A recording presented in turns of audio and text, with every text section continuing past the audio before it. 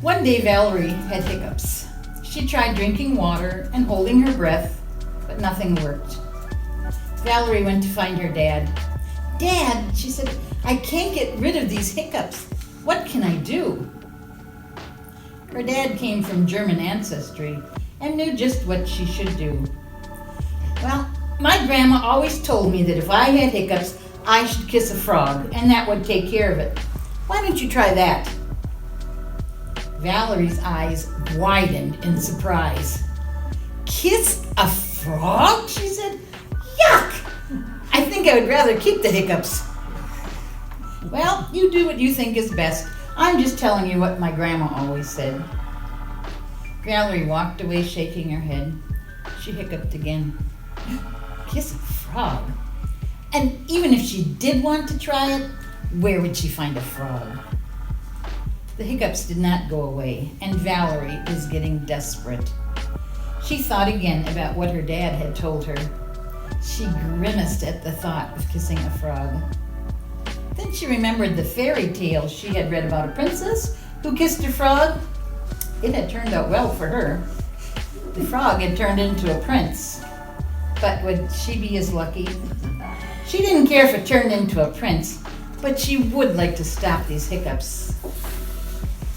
She looked around and no one was watching her, so she went out the door and headed for the garden. She figured if she was going to find a frog around their house, that is where it would be.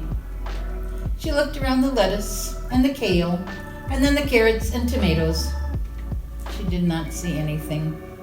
She was heading toward the zucchini plants when she saw something move. It was a frog. Once again, she looked around to make sure no one was watching. She stealthily approached the frog. Before it could hop away, she reached out and grabbed it. "Now I have you," she said. "I sure hope this is worth it and you cure my hiccups." Once more, she looked around.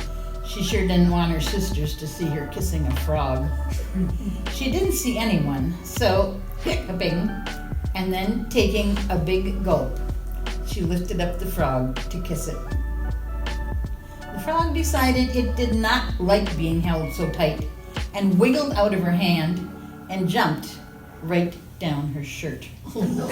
Valerie screamed and started to jump around. She pulled at her shirt, trying to get the frog out.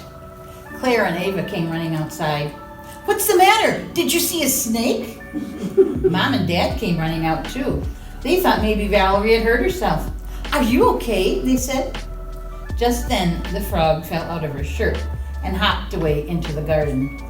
Valerie looked at the frog hopping away, and then she looked at her family, and she collapsed on the ground and started laughing.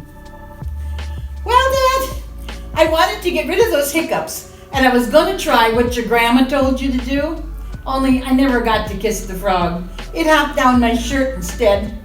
But the hiccups are gone, so that is good." Everyone looked at her dad.